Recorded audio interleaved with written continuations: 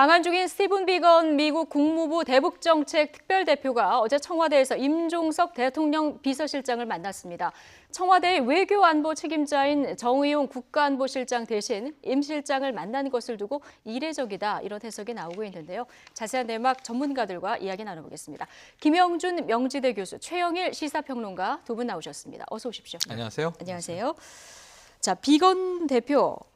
지난번 방한 때는 청와대에서 이제 문 대통령을 만나기도 했었는데요. 어쨌든 안보실장이 아니라 임종석 비서실장을 먼저 만났습니다. 좀 이례적이다, 이런 얘기가 나오는데요. 두 가지 면에 조금 이례적이잖아요. 네. 예를 들어서 비건 지금 대표의 직책으로 본다고 한다면 외교부로 따지면 국장급이에요. 근데 대통령을 공무원 만나는 거는 정도 그렇습니다. 된다고 그러니까 하더라고요. 대통령을 만나는 거는 뭐 외교적으로 뭐 가능하다고 보지만 예. 뭐 정의용 실장보다도 임종석 실장을 먼저 만났다는 거는 결국은 현재 대한민국이 진행하는 대북 사업의 정책의 방향성을 정확하게 알고 싶다고 하는 의중을 간접적으로 표시한 예. 거라고 봅니다. 지금 남북 관계를 주도하는 게 지금 임종석 그렇습니다. 실장이다 그러니까 보니까 본인이 예. 북미 협상을 실무 총괄 책임을 하고 있기 때문에 정의용 실장이야 먼저 외교 안보와 관련된, 특히 안보 문제와 관련된 부분 속에서는 나름대로 총괄을 하고 있지만 이 남북 관계 개선 사업의 총괄 책임을 지금 임종석 실장이 맡고 있다라고 예. 하고 있기 때문에 그런 면에서 봤을 때는 이게 뭐 이례적이라고 하지만은 실무적 차원에서는 저는 충분히 가능하다고 보고 오히려 그것이 서로의 이견을 조율할 수 있는 아주 실무적인 회담이라고 볼 수 있는 것이죠. 그런 면에서 보면 이제 조금 이제 이례적이라고 볼 수 있지만은 내용상으로 보면은 오히려 이걸 통해서 지금 많이 나오는 이유가 뭐냐면 북미 지금 협상이 지연되고 있고요. 더 나아가서 뭐 워싱턴에서는 한국과 미국 간의 이견이 지금 막 노출되고 있다라고 하는 것이 연일 나오고 있지 않습니까? 예. 이런 상황 속에서는 오히려 비건 대표가 임종석 실장을 만나서 워싱턴의 기류와 더불어서 지금 현재의 문재인 정부의 대북과 관련된 정책 방향을 정확하게 파악을 하는 것이 굉장히 서로 필요한 사항이 아닌가라는 의미에서 봤을 때 그런 실무적 차원에서 이루어진 것이 아닌가라는 생각을 하게 됩니다. 예, 청와대에서는 이제 미국 측에서 먼저 요청이 네. 있었다, 이런 네. 설명을 하고 있고요. 지금 말씀하신 대로 우리 대북 정책 전반에 대한 정부의 어떤 방향을 알기 위해서 그렇죠. 이제 먼저 만난 것이다, 이런 분석을 해주셨는데, 그러면 비공개로 만났는데 만나서 그렇다면 어떤 얘기를 했을까? 굉장히 이 부분이 다양한 궁금하죠. 얘기를 했을 것 같습니다. 예. 다양한 얘기를 했는데 결국은 하나죠. 참모들을 두루 만나고 있어요. 지금 뭐 이 강경화 외교부 장관, 또 조명균 통일부 장관, 어찌 보면 대북 주무부처 장관들과 더불어서 오늘 또 정의용 안보실장을 만납니다. 안 예. 만나는 게 아니라. 근데 이제 이 이례적인 것은 정의용 실장 대신 임종석 실장을 만났다. 이건 우리가 이제 오보 가능성이 높고요. 이 먼저 만났다죠. 예. 지금 먼저 만난 거죠. 정의용 실장을 오늘 만나는데 왜 먼저 만났느냐 하면 일종의 우리가 가정의학과를 먼저 병원에서 방문하는 것처럼 흉부외과나 혹은 뭐 이 내과나 이 전문의를 만나기 전에 지금 이 김 교수님 말씀하신 것처럼 전반적인 상황을 한번 스케치하고 싶었던 겁니다. 그 부분은 임종석 실장이 가장 잘한다. 또 하나는 이 문재인 대통령의 복심을 가장 잘하는 게 누구겠는가.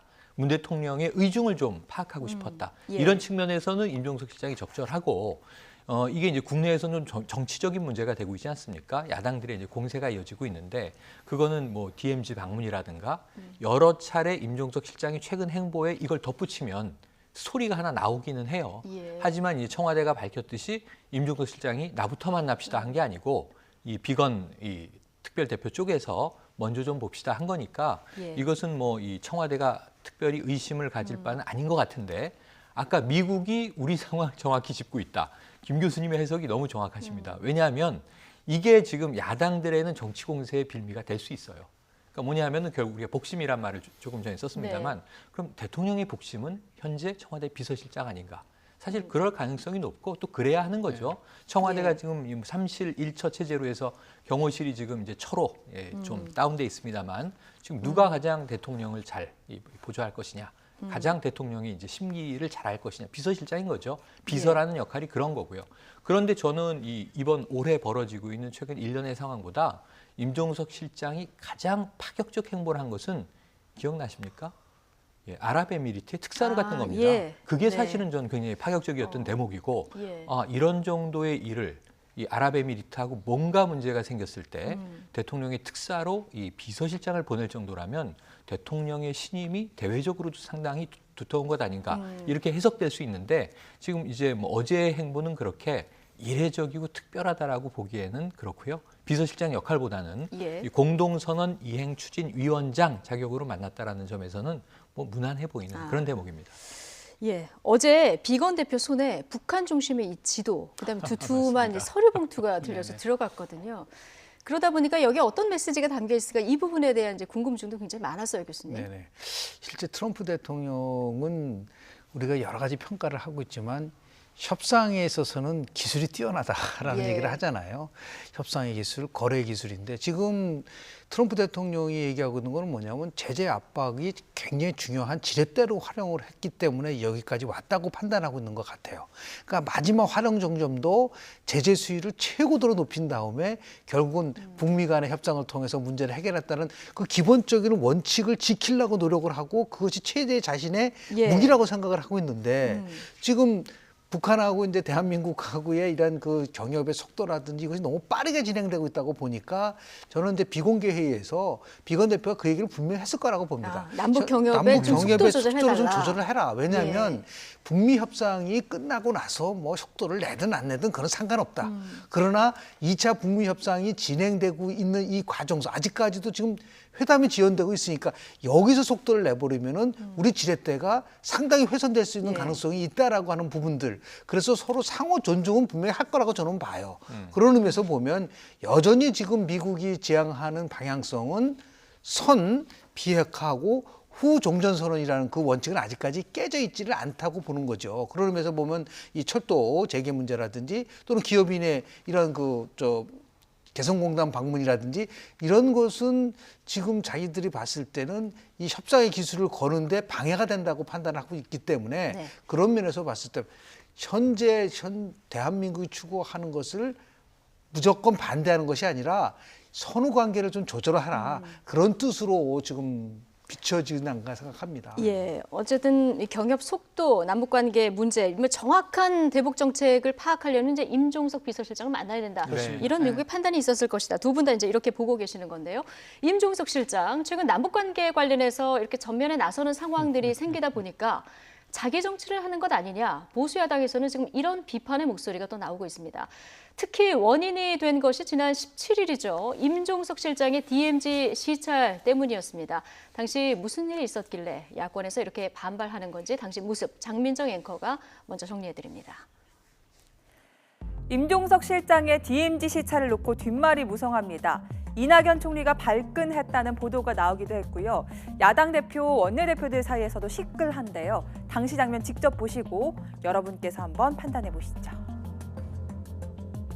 17일 강원도 철원의 비무장지대 화살머리 고지, 남북 합의에 따라 지뢰 제거 작업이 한창이었는데요. 임종석 대통령 비서실장이 이곳을 찾았습니다. 남북 공동선언 이행추진위원장으로서 현장을 살피기 위해서였고요. 남북 공동선언 이행추진위원인 서훈 국정원장과 조명균 통일부 장관, 정경두 국방부 장관 등도 동행했습니다. 요 노란 너머에 지금 저 높은 저기 말씀하시는 거죠? 네네. 저 앞에서 북측 인원들이 활동하는 것이 식별이 되고 있고 저희가 볼 때는 한 일일 한 200여 명이 투입돼서 작전을 하고 있는 것으로. 네, 임 실장은 이날 메가더 선글라스, 이 젊은이들 사이에선 가수 비 선글라스라고 불리는 이런 검은색 선글라스를 쓰고 나왔는데요. 이 또한 과도한 폼 잡기라며 구설에 올랐었죠. 어제야 밝혀진 사실인데요. 이 선글라스는 청와대 항공통제관이 준비한 거고 이 공군 PX에서 파는 2만 원대 제품이라고 합니다. 그리고 지난주 금요일 청와대 공식 유튜브 계정에 이 4분짜리 동영상이 하나 올라왔습니다. 임종석 실장이 DMZ 시찰에 갔을 때 찍은 영상을 편집한 거고요. 임 실장이 직접 내레이션을 맡아 방문 소감을 밝히기도 했는데요. 함께 보시죠. 남북 공동선언 이행추진위원회 위원장으로서 지난 17일 강원도 철원의 남북 공동 유해 발굴 현장에 다녀왔습니다. 평양 정상회담 이후 꽤 많은 작업이 진행되고 있습니다. 유해 발굴에 앞서 일대의 지뢰부터 제거해야 합니다. 나라를 위해 희생한 분들의 유해를 가족의 품으로 돌려보내는 일은 국가의 의무입니다. 잊혀진 영웅들을 기억하는 것은 우리의 책무입니다. 국민 여러분께 또 보고 드리겠습니다. 자, 어떻게 보셨습니까? 자기 정치한다, 폼 잡는다며 쏟아지는 비판에 대해 당사자는 억울할 수도 있고 이해되는 측면도 있습니다. 하지만 오해를 살만했다는 비판은 사그라들지 않고 있습니다.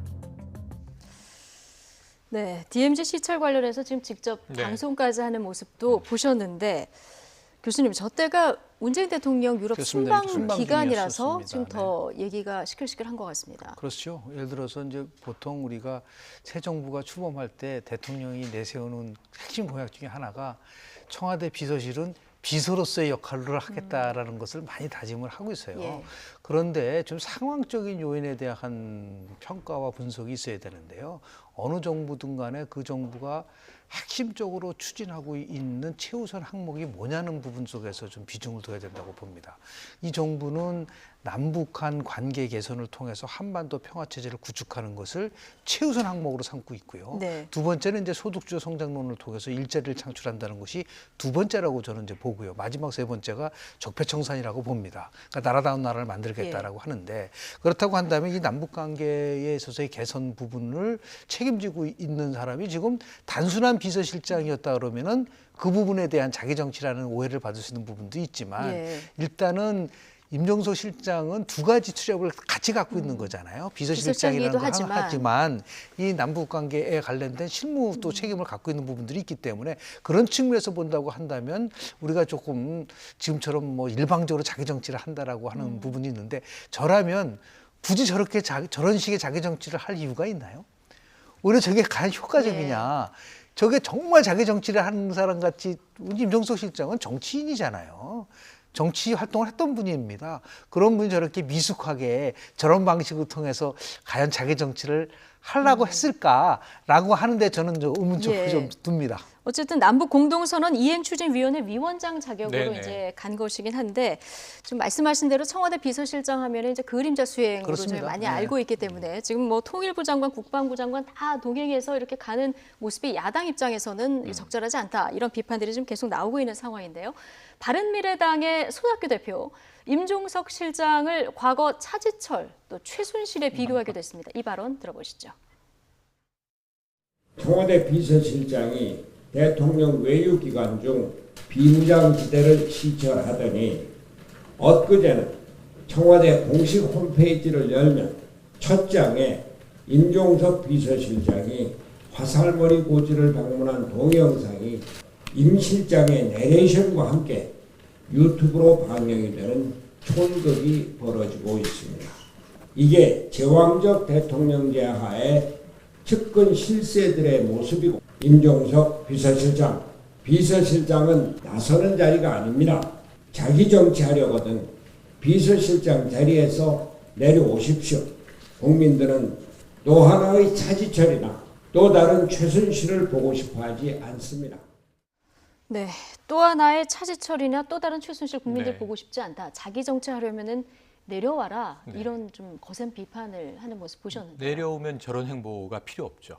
할 이유도 없고 해서는 안 되죠. 오히려 아까 말씀하신 대로 정치인으로 돌아오면 뭐 지역구를 정해서 지역구 정치를 하든가 출마 준비를 해야 될 텐데, 지금 비서실장이면서 이제 남북 공동성명 이행 추진위원장 자격으로 저런 모습을 보이고, 대통령은 또 이 순방 가 계실 때 사실 화살머리 고지에서는요 박대권 2등 중사의 유해가 발굴이 됐습니다. 예. 그래서 우리가 태극기로 싸고 거기서 술 한잔 올리는 장면을 봤는데 다 군인들만 있었단 말이죠. 정부 요인이 누군가 대표로 갔으면 좋겠다. 이제 그런 모습들인 거죠. 그래서 지뢰가 제거되는 상황, DMZ의 정말 중무장화돼 있었던 비무장지대의 실질적인 비무장화. 그리고 최근에 지난주죠, JSA가 완전히 비무장화된 사실이 유엔사에서 확인되지 않았습니까? 이런 걸 누가 가서 챙겨야 되는데 예. 국방부가 챙기는 게 우선 제 1순위지만, 그다음에 정부에서는 이 대통령을 대신해서 비서실장을 보냈다. 이게 특별히 이제 이상해 보이진 않는데, 제가 좀 이상해 보이는 대목은 지금 보수야당의 시각이에요. 지금 저 선글라스는요 요즘에 유행하기도 하고, 저것은 공식적으로 파일럿 선글라스입니다. 공군 조종사들이 많이 쓰죠. 문재인 대통령도 이 공군 전투기에 탑승해서 이렇게 하는 모습 많이 보이는데 다 저 선글라스거든요. 네. 근데 이 공군 PX에서 2만 원에 파는 선글라스다. 그런데 이제 저것을 뭐라고 부르냐면 메가더 선글라스라고 불러요. 이게 참 6.25 시절의 이야기죠. 지금 맥어더 장군이 저 선글라스를 끼고 이 예. 옥수수대로 만든 파이프를 문 장면 요즘 젊은 세대는 잘 모를 겁니다.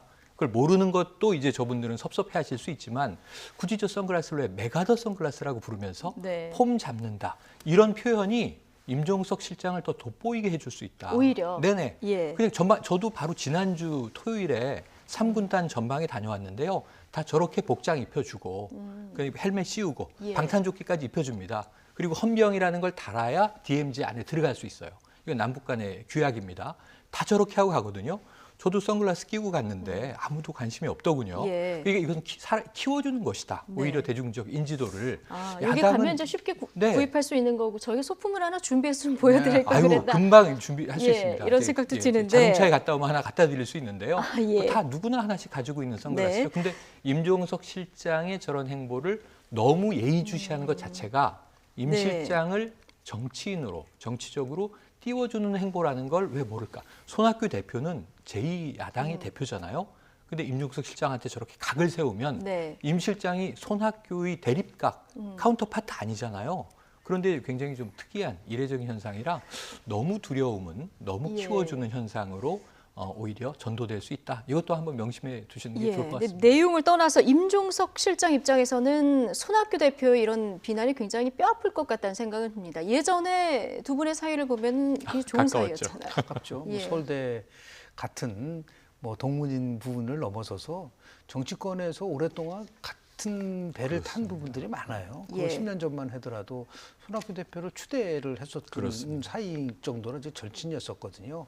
그런데 지금 이제 조금 전에 우리 재 평론가님 정확하게 지적을 하셨지만 우리가 이게 입소문 마케팅이라는 게 보통 있습니다. 몰랐다고 하더라도 계속 얘기를 해주면 그런가 보다 이렇게 생각이 들을 거거든요. 그러니까 논평에 있어서의 그 품격이 좀 있으면 좋지 않을까라는 생각이 좀 들어요. 그러니까 매사 모든 부분을 음모론적 시각에서 본다고 한다면 이 정치에 있어서의 진실성은 훼손되고 결국은 뭐냐면 본질은 사라지고 뭐 예를 들어서 그 부수적인 것이 부각되는 그런 정치가 되거든요. 그런 예. 것이 이제 우리가 얘기하는 정치에서 알맹이가 없지 않느냐는 생각이 좀 들어서요. 제가 누차 강조를 하지만 자기 정치를 저런 식으로는 안 합니다.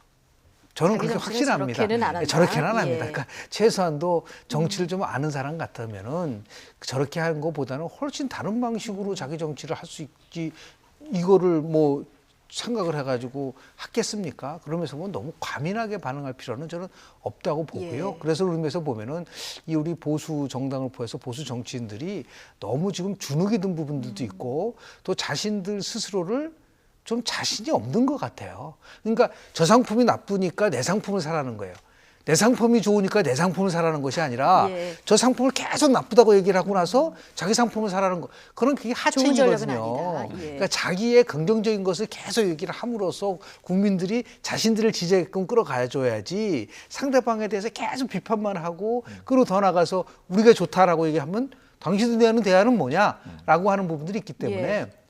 조금 더 좀 큰 틀 속에서 또 손학규 대표 같은 분은 정말 대한민국에서 많은 경험과 경륜을 갖고 있는 큰 정치를 할 수 있는 분이시잖아요. 예. 그런데 그거를 뭐 이렇게 딱 꼬집어서 할 정도로 지금 너무 바른미래당이 뭔가 새로운 거를 자꾸만 얘기를 해야 되겠다라고 하는 일종의 강박관념이 있는 게 아닌가라는 생각이 좀 들어서 조금 좀 안타깝습니다. 너무 과민하게 반응할 네네. 필요 없다 이런 이제 조언을 해주셨는데 그런데 뭐 손학규 대표뿐만이 아니라 한국당에서도 계속 비판이 나오고 있습니다. 네. 김성태 원내대표 임종석 실장을 향해서 좀 연일 비판의 목소리를 높이고 있는데 왕 실장 정치 얘기부터 시작해서요. 아까 말씀하신 네. 메가더 선글라스 이야기까지 나왔습니다. 들어보시겠습니다. 마치 국군 통수권자라도 된 것처럼 전방부대를 시찰을 하는 것이 그게 적절합니까? 남북 공동선언 그 추진위원장 자격으로 추진위원장 단장인데 대통령이 순방 마치고 귀국하고 난 이후에 청와대 비서실장으로 떠나가지고 이 이행 단장의 자격으로서 가도 충분하게 시간이 있다는 거예요. 자, 이 사진 한번 보세요. 뭐 자신이 뭐 판문점 공동경비구역 장병도 아닌데 메가더 선글라스 끼고 청와대 왕 실장 정치를 이제 본격화했습니다.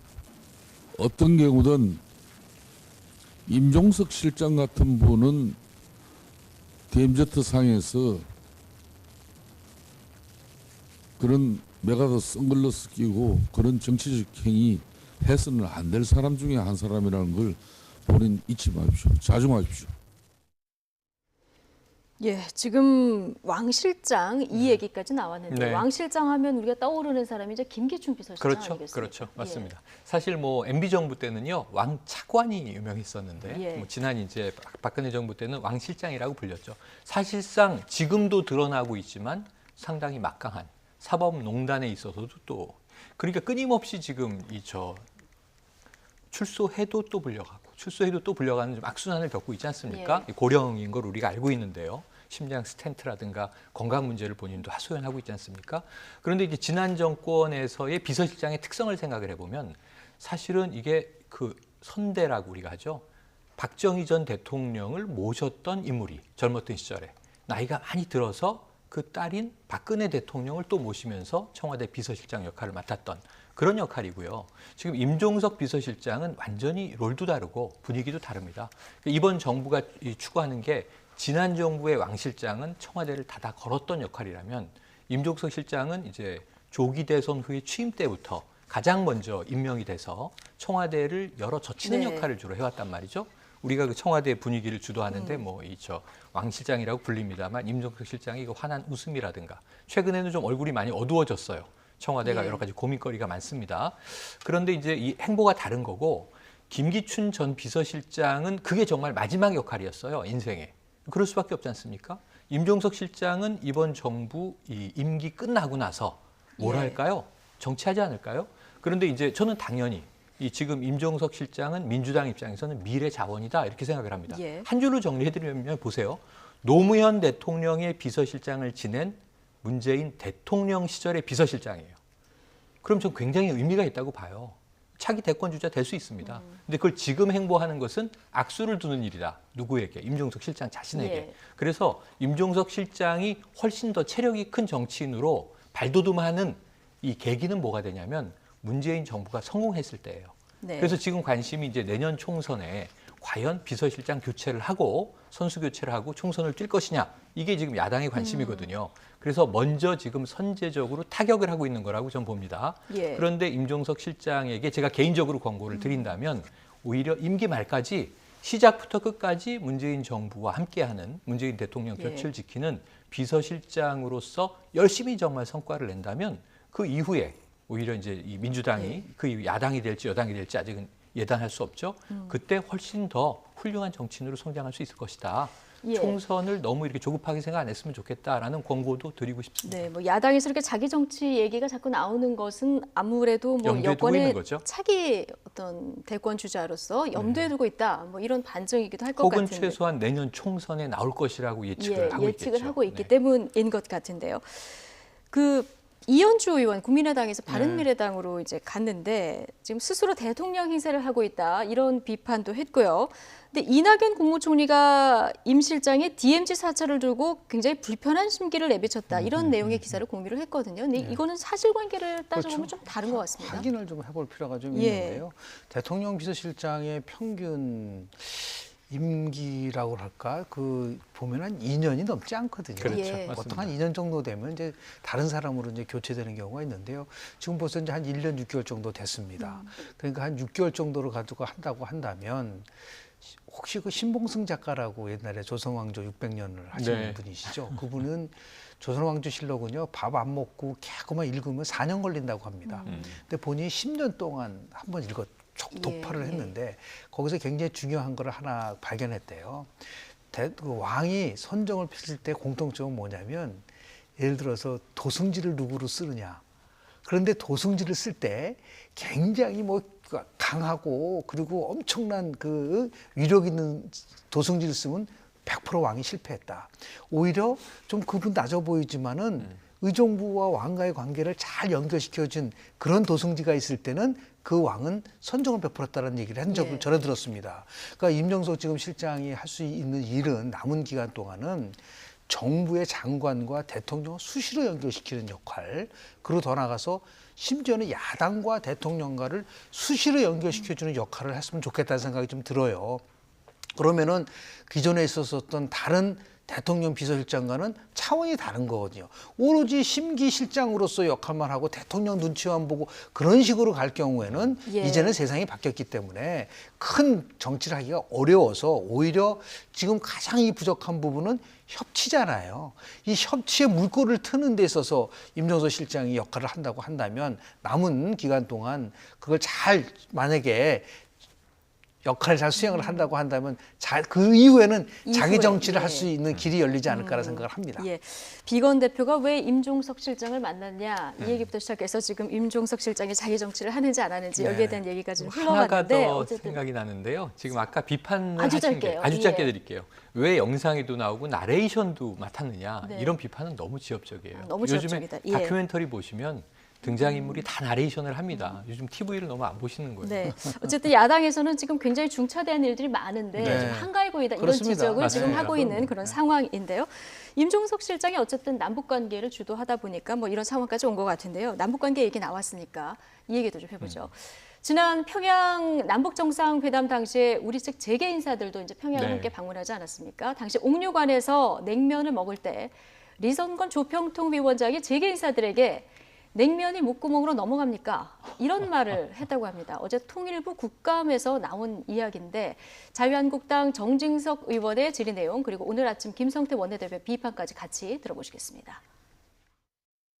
옥류관 행사에서 이성근은 난데없이 그 대기업 총수들 냉면 먹는 자리에 불쑥 와가지고 정색을 하고 말이죠. 아니 지금 냉면이 목구멍으로 넘어갑니까? 이렇게 얘기를 했어요. 잠깐 보고 받으셨을 거예요. 그렇죠? 뭐 비슷한 얘기를 들었습니다. 예, 대기업 회장들은 어이가 없어서 냉면은 무슨 뭐 자기네들이 대접을 하는 건데 그거 아주 결례죠. 좀 한마디 하셔야 되는 거 아니에요? 예, 유념하겠습니다. 제가 부족한 부분이 있고요. 어떤 그런 부분에 대해서는 유념해서 왜 그런 그 핀잔을 준 겁니까? 남북 관계가 더 속도를 냈으면 하는 그런 측면이 있고 경제 협력 얘기도 좀 많이 하고 예. 그런 걸 기대했는데 그런 제 의도죠. 추정이라서 이걸 지켜보는 우리 국민들의 자존심도 지켜주셔야 되겠다. 유념하겠습니다. 예. 상소리도 이런 상소리가 있을 수가 없습니다. 무례와 천박함이 북한의 본 모습이라고는 아무리 하더라도 어떻게 이런 맹색이 글로벌 기업의 총수들을 갖다가 그 가고 싶어 갔습니까?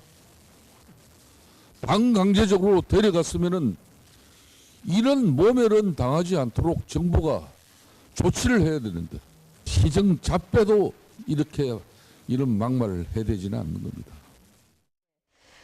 아무리 이제 분위기가 좋은 상황에서 나온 발언이라고 해도 재계 총수들 앞에 두고 냉면이 목구멍으로 넘어갑니까? 이 얘기가 좀 적절하지 않았다. 그 이후에 정부가 알았다면 뭔가 조치를 해야 되지 않겠느냐. 야당의 비판은 지금 이런 거 아니겠습니까? 뭐 그거는 적절한 예. 나름대로의 요구라고 보는 거죠. 9월 19일 날 남북 2차, 3차 정상회담이 있었는데 한 달이 좀 지났습니다. 그래서 국감에서 이런 일이 나왔었는데 저는 조명균 통일부 장관이 왜 그랬느냐라고 얘기했을 때 남북 관계가 더 속도를 냈으면 그런 측면에서 한 것이 아니냐. 는 이 발언이 굉장히 저는 이해가 안 가요. 예. 예를 들어서 지금 재벌 총수들이 남북 관계에 속도를 내는데 무슨 역할을 할 수 있는 입장이 근데 현장에서도 아니잖아요. 이 발언이 있었다는 걸 알았는데 그 이후 조치가 없었다는 그렇습니다. 거잖아요. 예. 그런데 이런 것을 뭐 남북 관계가 더 속도를 냈으면 좋겠다라는 의미에서 이성근이가 그렇게 얘기했다는 것을 과연 얼마나 그 납득을 할 수 있을 것인가라는 부분들이 국민들이 정말 이거는 자존심이 상하는 거거든요. 다른 것도 아니고 지금 뭐 우리 재벌 총수들은 대한민국의 기업이 아니라 이제 글로벌 기업을 대표하는 그러한 분들 아니겠습니까? 예. 남북 관계가 개선되는 것을 바라지 않는 사람이 어디 있겠어요. 그러나 저런 식으로 해서 그것도 딴 것도 아니고 초대한 자리에서 저렇게 보였다라고 하는 것은 무례를 넘어서서 이것은 어떻게 보면은 좀 얕잡아 보는 것도 있지 않을까. 이걸 그래서 결국은 전략적으로 한 것이냐. 아니면은 더욱더 다른 이 총수한테 한 것이 아니라 오히려 대한민국 정부를 향해서 왜 이렇게 지금 지속되고 있지 못하고 있느냐. 만약에 그런 의도로 얘기했다고 한다고 한다면 이것은 굉장히 심각한 부분이라고 볼 수밖에 없다. 오죽하면 우리는요. 자꾸만 뭐 수석 협상가다 이런 걸 조정하는 역할에만 만족해서는 안 된다고 보고요. 대한민국은 당사자입니다.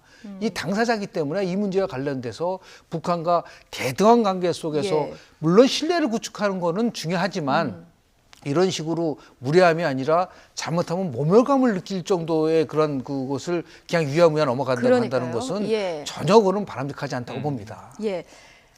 발언의 뭐 부적절성을 넘어서 어제 조명균 통일부 장관의 이제 대응 때문에 더 논란이 된 이런 맞습니다. 상황인데요. 그렇습니다. 그런데 네. 예, 리성근 위원장 과거의 발언들을 보면요. 네.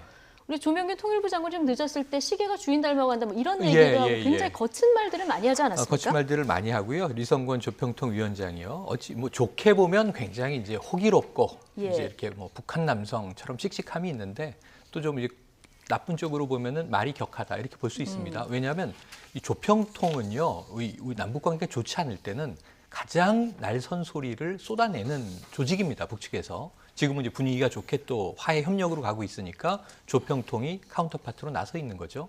사실 뭐 김영철 이 부위원장의 경우에도 남북 관계가 험할 때는 여러 가지 이제 의혹의 대상이기도 하죠.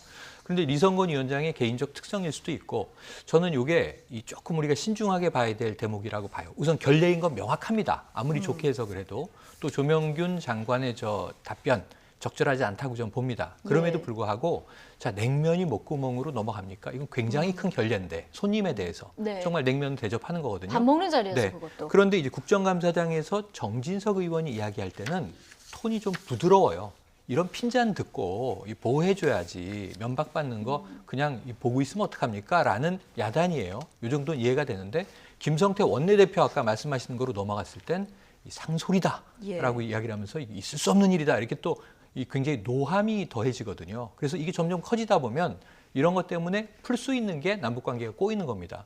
자, 리성권 조평통 위원장한테 제가 직접 좀 말씀을 전하죠. 뭐. 왜냐하면 이분이 YTN을 자주 보는 거를 스스로 얘기를 하셨거든요. 네. 그래요. 실시간으로 보고 YTN에서 좋은 말 하더구만 뭐 이런 얘기도 하시더란 예. 말이죠. 또는 뭐 JTBC 기자 선생 뭐 이런 얘기도 하고 말이죠. 남쪽의 언론에 대해서 잘 알고 있습니다. 예. 저는 이게 적어도 국감에서 문제가 됐으니까 리성권 위원장이 한 번쯤 해명하는 발언이나 무슨 보도가 나오지 않겠는가 북쪽에서 접촉을 계속 하고 있지 않습니까? 우리가 이렇게 방송하고 있는 것도 알고 네, 있을 그럼요. 것이다. 지금 아마 본인 얘기하고 있는 거 알고 있을 거요. 그래서 리성권 위원장의 해명을 좀 듣고 싶다. 네. 그게 뭔가 흥겹자고 한 얘기라면 예. 거기에 대해서 해명을 하시고 그렇지 않다면 가벼운 사과 정도라도 남북관계 발전을 위해서 왜냐하면 남쪽과 북쪽의 화법이 좀 다릅니다. 북쪽에서는 저런 호기가 통할 수 있을지 모르지만 우리에게는 민감하니까 네. 조금 더 이제 우리식의 매너도 갖춰 나가는 것도 이제 남북 관계에서 그러니까 필요한 말씀하신 대목이죠. 대로 지금 김정은 위원장 내외도 굉장히 문 대통령 내외를 깍듯하게 대우를 하지 않았습니까? 깍듯하죠. 이런 어떤 정상 국가로 나가려면 이런 발언들의 매너들도 좀 지켜야 네. 되겠다 이런 생각이 들고요. 지금 뭐 어쨌든 남북관계 지연에 불만이 있어서 나온 얘기다. 어제 이제 통일부 장관이 이런 얘기를 했는데 국회에서도 뭔가 협조가 있어야 앞으로 이제 남북관계가 이제 지속적으로 발전할 수 있는 네. 이런 부분이 있는데 판문점 선언도 묶여 있고 지금 평양 선언 대통령 비준도 계속 공방이 이어지고 있는 이런 상황이거든요.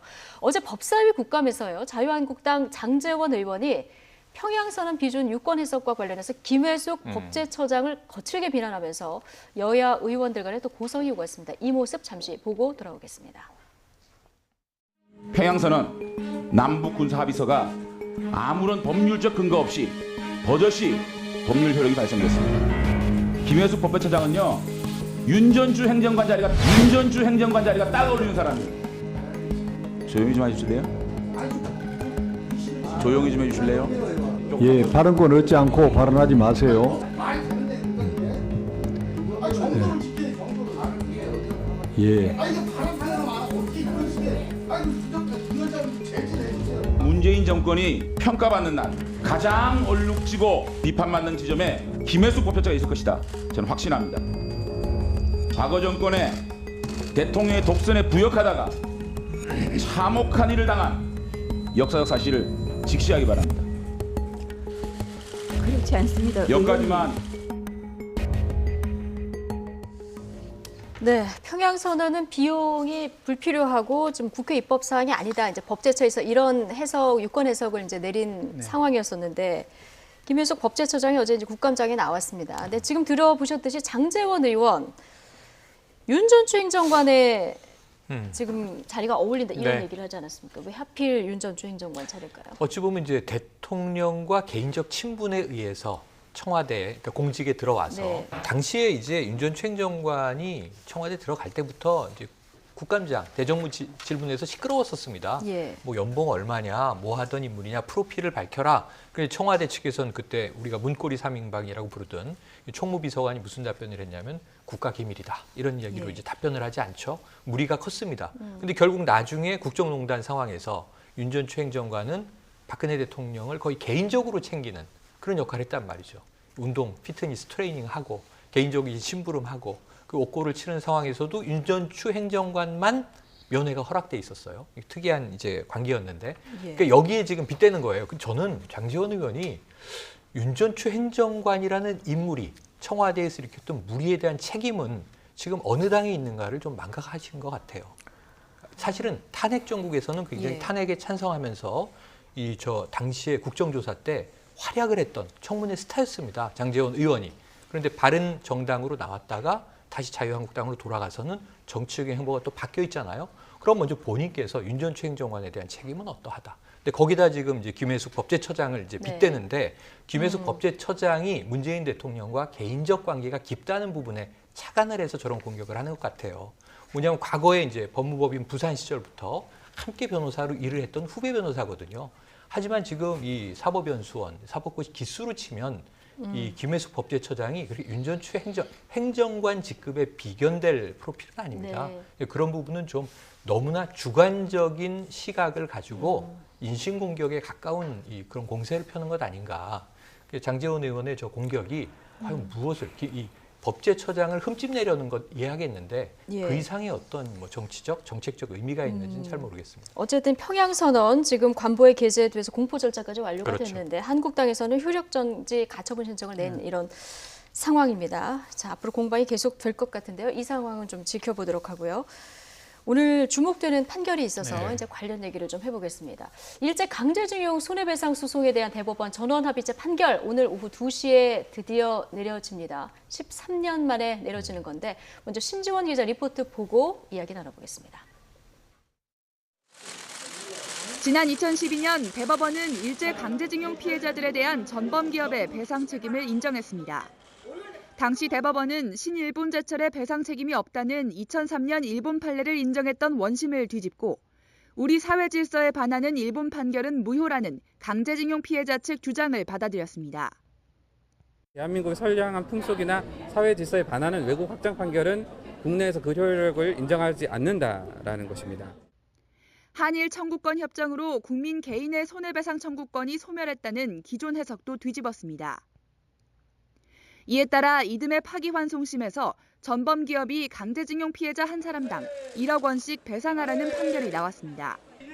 이게 염려와 힘을 써주신 여러분께 100번 감사를 드립니다. 하지만 대법원이 최종 확정을 미루면서 강제징용 피해자 대부분이 끝내 배상금을 받지 못한 채 노안으로 별세했고 이제는 이춘식 할아버지만 홀로 남았습니다. 이런 가운데 양승태 사법부 시절 박근혜 정부와 대법원이 재판을 지연시키려 한 정황까지 드러났습니다. 이른바 사법농단 의혹을 수사하는 검찰은 법원행정처가 소송 규칙까지 새로 만들며 대법원 판결을 뒤집으려 했다고 의심하고 있습니다. 이번 대법원 전원합의체 선고로 13년의 기다림은 끝나겠지만 최근 일본 정부가 전범기업이 패소할 경우 국제소송을 제기하겠다는 뜻을 밝혀 또 다른 분쟁의 불씨로 번질 가능성도 있습니다. YTN 신지원입니다. 네, 지금 리포트 보시는 동안 노영희 변호사 함께하셨습니다. 노영희 변호사 어서 오십시오. 예.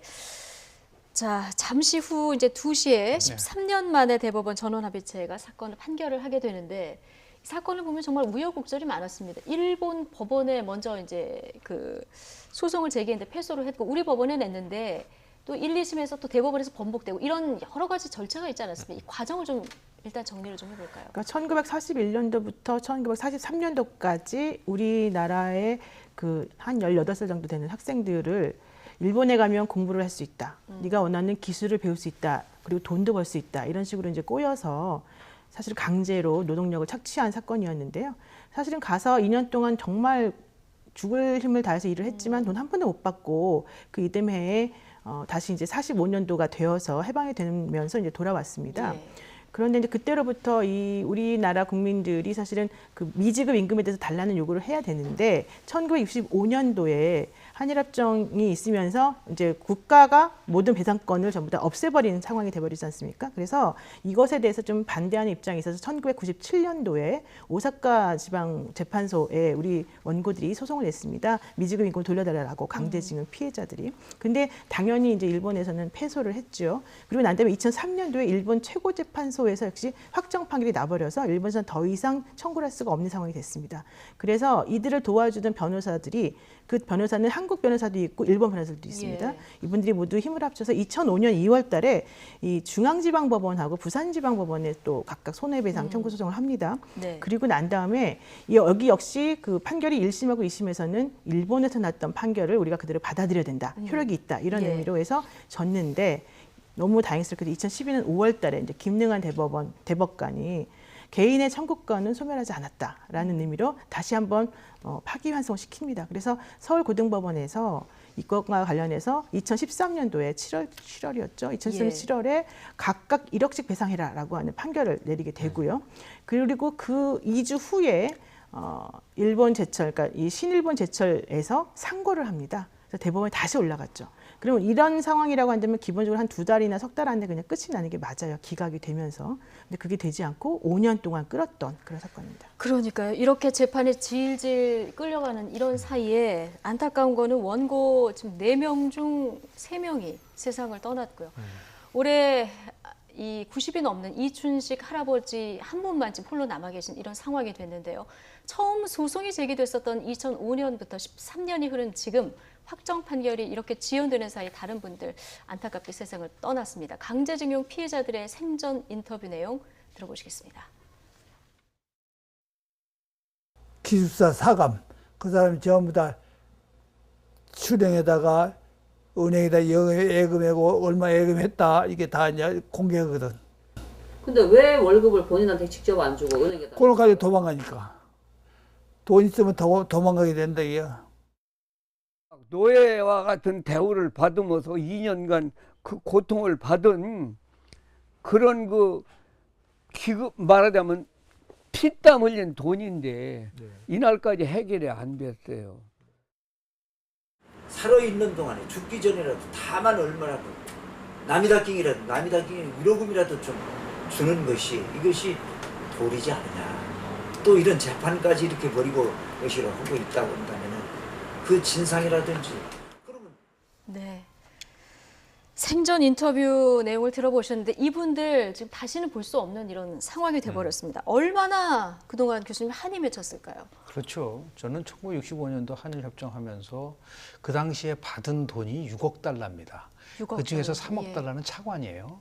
이 3억 달러 속에서 모든 배상권을 다 없어 이런 협상을 할 수 있을 것인가에 대한 아주 처음부터 저는 분노가 있었거든요. 예.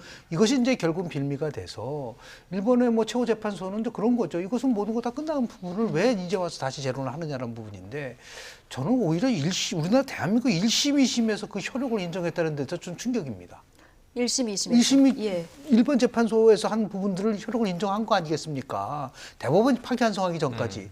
그 도대체 그 근거라는 거는 1965년도에 한일협정에 근거를 해서 아마 했을 가능성이 굉장히 큰데 국가 간의 협정하고 개인 청구권에 대한 부분들을 구별하지 못할 정도로 이렇게 안이하게 재판한 거라고 볼 수밖에 없는 것이고요.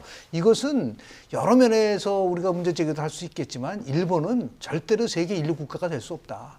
자신들의 잘못에 대해서 반성하고 참여하고 그 부분에 대해서 책임을 지는 것이 아니고 이런 식으로 회피하고 더 나아가서 부인하고 이런 나라가 어떻게 세계 최고 인류 국가가 될 수 있을 것인가에 대한 부분들 저는 단순하게 우리가 위안부 문제는 단순한 위안부 문제가 아니라 여성 인권에 관련된 문제와 마찬가지로 이 강제징용과 관련된 문제는 이 강제징용 당하신 분의 문제만이 아니에요. 얼마만큼 일본 정부가 이 부분에 대해서 자신의 과거의 잘못에 대해서 반성하고 그 부분을 책임지려고 하는 모습을 보여줄 것인가가 핵심적 요인이 되고 그것은 전 세계적으로 관심을 가질 수밖에 없는 이런 입장이라고 보고 저는 뭐 2시에 어떤 판결이 나올지는 모르겠으나 분명히 이것은 정의로움이 지켜질 수밖에 없는 판결이 나올 것이다 라고 저는 생각을 합니다. 노영희 변호사님. 법률가족 입장에서 지금 뭐 이분들 한이 꼭 풀렸으면 좋겠다 이런 생각을 합니다만은 오늘 판결 어떻게 예상하십니까?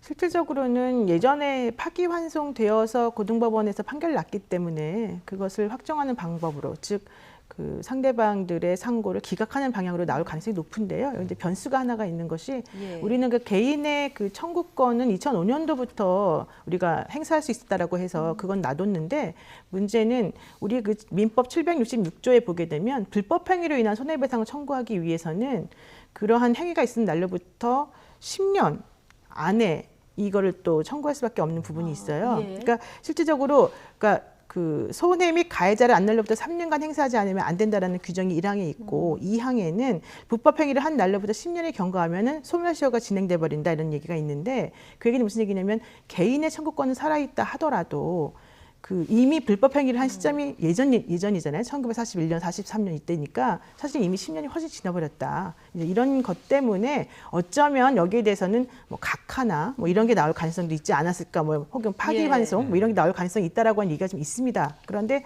제가 봤을 때는 그런 식으로 판단한다면 2005년도까지는 우리가 행사할 수 없다라고 하는 그런 판단하고 배치되기 때문에 그렇게는 나오지 않을 것 같다 생각합니다. 예.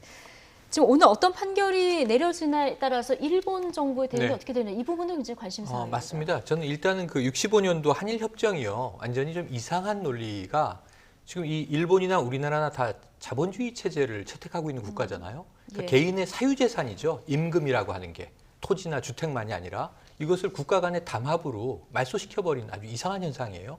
근데 이게 지금까지 합리화돼 왔어요. 왜냐하면 우리나라는 산업화 논리였습니다. 이 개인들의 희생에 의해서 아까 말씀하신 차관을 포함해서 받은 돈으로 포항제철도 건설하고 이 고속도로도 놓고 나라를 살리지 않았느냐? 그럼 이분들의 희생은 뭡니까? 국가는 그렇게 해도 되는 겁니까? 지금 논리로 생각하면 말도 안 되죠. 지금 오늘 열리고 있는 사립유치원의 그 행사들을 생각해 보세요. 지금 이렇게 이 다수 국민이 불법이라고 해도 거기에 대해서 사유재산권을 주장한단 말이에요. 그러니까 지금과 논리가 완전히 다른 시대의 이제 이 논법인데, 이걸 가지고 법리적 결정이 내려졌단 말입니다. 21세기까지. 저는 오늘 저분들의 그야말로 어떤 노동의 권리가 인정되고 보상이 이루어지는 판결이 나야 된다고 보고요. 그게 정의고요. 우리 국민들이 바로 1, 2년 전에 군함도라는 영화를 보면서 붕괴하지 않았습니까? 신일본 제철만이 아닙니다. 미쓰비시도 그렇고요. 전범 기업들이 지금도 많은데 일본은 이걸 다 지금 무시하고 싶은 게 지금 현재 아베 정권의 실상이고, 이것을 자꾸 이제 이 역사적인 방향, 세계화의 방향과 역행하고 있는 게 지금 아베 정권의 논리거든요. 일단 인정을 안 하고 있습니다. 아까 세부는 다시 볼 수 없다고 앵커가 말씀하실 때 울컥한 게 뭐냐면요.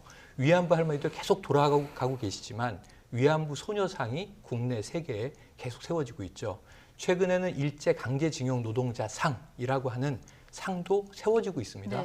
이분들 결코 사라지신 게 아니라 우리 곁에 그 정신이 계속 있는데, 이 후손들이 저분들의 한을 풀어드릴 때까지 법적인 측면, 정치적인 측면, 또 외교적인 측면 계속 노력을 해야 나라가 나라다워지는 거 아닐까 하는 말씀. 오늘 판결에 꼭 덧붙이고 싶습니다. 말씀만 지금이라도 일본은 독일을 좀 배웠으면 좋겠어요. 독일 정부는 지금도 나치 정부 때에 만행이 드러나면 바로 사과합니다.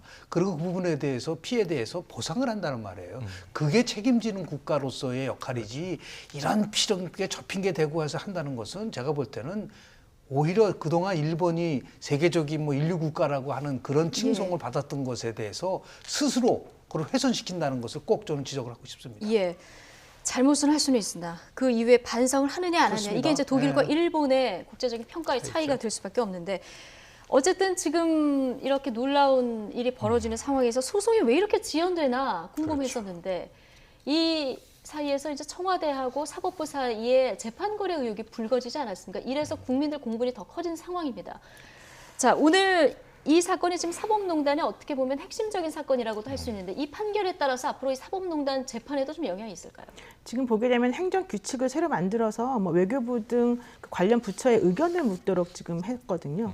그게 바로 직권, 즉 법원 행정처장과 또 법원장, 대법원장이었던 양승태 전 대법원장의 직권에 속하는 그런 내용이거든요. 그러니까 직권 남용이라고 하는 게 사실은 상당히 인정되기 어렵지만 그게 인정되기 어려운 이유는 이들이 행한 그 행위 자체가 원래 그들이 했을 수 있는 그런 정도의 뭐 권한 범위 내의 것이냐 이것이 문제였는데 제가 봤을 때 행정규칙까지 바꾸고 또 재판에 뭐 지연을 요청을 하고 이런 모든 일련의 행위들은 모두 그들이 할 수 있는 재판 절차와 관련된 권한 범위 내에 들어가는 것이었고 그것을 남용해서 이런 식으로 행동했다는 것 때문에 오히려 이번 사건에서 만약에 인정이 된다고 한다면 임종원 전 차장을 비롯해서 그 법원 행정처의 수뇌부들 또 특히 양승태 전 대법원장이 사실은 이제 형사적 처벌을 면하기 어렵지 않을까 생각이 듭니다. 예.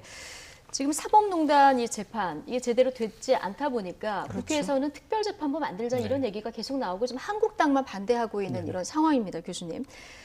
공방이 계속되고 있는데 이유는 지금 법관을 구성하는 것이 이렇게 외부에서 개입이 되면 안 된다. 이것이 헌법에 위배될 소지가 있다. 이런 얘기 아니겠습니까? 저는 먼저 헌법적인 차원을 넘어서서 사태가 이 정도가 왔다고 한다면 지금 사법부를 신뢰하지 않기 때문에 법관 중에서 당사자가 아닌 법관을 통해서 이 문제를 재판하자는 거라고 한다면 사법부를 무너졌다고 한다면 도대체 그럼 사법부 수장은 이 부분에 대해서 어떤 입장인지 저 들어본 적이 없어요.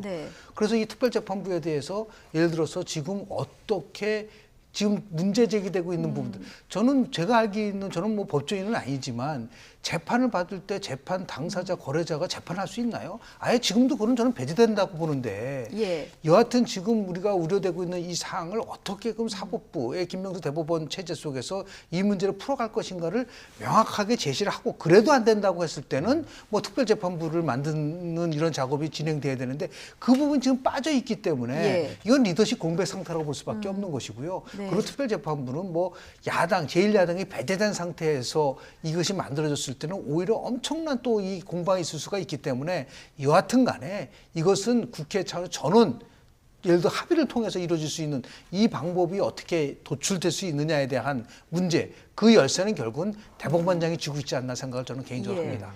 어쨌든 지금 대법원이 스스로 이 문제를 해결하지 못했기 때문에 국회에서 지금 특별재판부라도 만들자 이 얘기가 나오는 거 아니겠습니까? 지금 야당이나 법원행정처에서 주장하는 법관이 아닌 다른 기관의 재판부를 구성하면 이게 헌법에 위배된다. 이 주장이 변호사님 보시기엔 어떻습니까? 저는 그게 좀 타당하지 않다고 보는데요. 왜 그러냐면 우리 그 헌법에서는 그 법관이 헌법과 법률에 의해서 만들어진 규정에 따라서 법관을 임명하게끔 되어 있고 재판이나 이런 것들을 하게끔 되어 있어요. 지금 논의되고 있는 것은 특별법을 만들자라고 하는 거거든요. 그 특별법이 바로 그 법원 조직법이라고 하는 재판관 구성과 관련된 것하고 똑같은 동률적인 의미에서 그런 법이에요. 그러면 이런 식의 특별법을 만들어가지고 뭐 재판부를 구성한다라고 하는 것 자체가 위헌이라고 하는 거는 저는 좀 받아들이기 어렵고 다만 그러한 주장과 관련해서는 좀 여러 가지 위험성은 있을 수 있겠죠. 왜냐하면 법관들이 알아서 이 재판부를 구성하는 게 아니라 뭐 변협에 있는 사람들이라든가 시민단체라든가 이런 분들의 의견을 좀 참작하게끔 되어 있기 때문에 그래서 그런 부분에 있어서 위험성은 좀 있을지 몰라도 위헌적이다 이렇게 말하는 건 조금 부적절한 것 같고요. 이제 이렇게 되게 된 원인을 좀 생각해 봐야 될 것인데 그 부분에 대한 논의가 좀 없다는 게 아쉽고 또 하나는 어차피 임종원 전 차장이 사실은 특별재판부에서 재판을 받아야 될 1호 사람인데 그분은 사실은 구속된 때로부터 20일 안에 기소가 돼야 된단 말이죠. 그런데 20일 안에 이 특별재판부라고 하는 것이 설립되는 법률이 과연 통과될 수 있겠느냐. 이건 제가 보기엔 불가능하거든요. 그렇기 때문에 사실 현실적인 논의는 아니다. 다만 그럼에도 불구하고 이런 논의가 왜 지금 나오고 있는지를 좀 생각해 봐야 된다. 그러니까 한국당에서는 특별재판부를 만들지 말자는 건 아니고 이거를 외부에서 이 추천을 해서 하는 방식을 하지 말자 이런 얘기. 그러니까 한국당에서 얘기하는 거는 특별재판부를 만드는 방식이 지금 이런 식으로 꼭 특별법을 만들어서 해야 되는 게 아니라는 거죠. 지금 이미 뭐 제척제도 이런 게 있기 때문에 이미 특별 예규가 있기 때문에 법원 행정처에서 만들어놓은 그 규칙에 따라서 특별 재판부를 언제든지 구성할 수 있다는 거죠. 특별재판부를 설치해야 되느냐 말아야 되느냐 자, 이 부분에 대한 국민들의 여론도 궁금한데 어제 여론조사 결과를 잠깐 보시면 찬성이 61.9%입니다. 반대가 24.6%고요. 이 정도면 이제 압도적으로 지금 사법농단에 대해서 사법부 불신이 국민적으로 높다. 61%.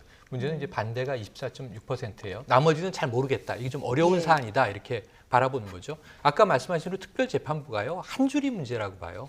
예를 들면 재판부의 판사를 국회가 임명한다.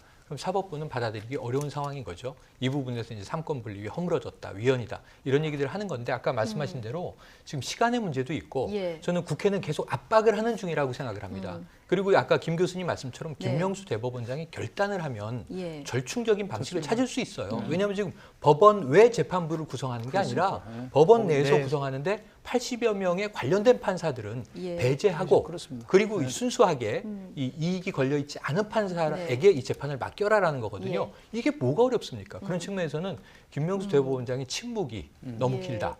저는 이것을 1심은 국민참여재판으로라도 하겠다. 대법원장이 예. 이렇게 선언해야 된다라고 봅니다. 예, 대법원장이 뭔가 이제 얘기를 해야 된다. 이 그렇습니다. 시점에서. 예. 왜냐하면 그렇지 않게 되면은요 어느 때는 계속 특별법을 만들어야 되는 부분들이 있는 계속, 거고 지금 예. 우리 입법부요 국회 지금 인정하지 않습니다. 그러면은 특별 입법부를 만들어 가지고 국민회의를 만들어서 특별 입법부까지. 모든 위원회를 예. 만들자. 그러면 지금 국회가 어떻게 되겠어요? 그렇죠. 그런 자꾸만 예외 규정을 두는 것보다는 저는 그런 의미에서 김명수 대법원장의 예. 리더십이 지금 절대적으로 필요하고 너무 침묵이 길어지면 안 된다고 보는 부분들이 있고요. 또 하나 여론조사와 관련돼서는 사법농단 특별재판부 도입이 안에 사법농단이 들어가면 찬성이 높게 나옵니다.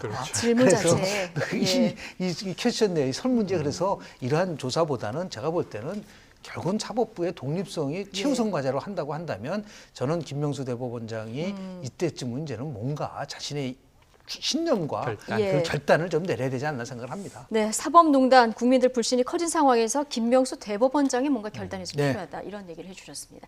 세 분 얘기는 오늘 여기까지 듣겠습니다. 김영준 명지대 교수, 최영일 시사평론가 그리고 노영희 변호사와 함께했습니다. 고맙습니다. 고맙습니다.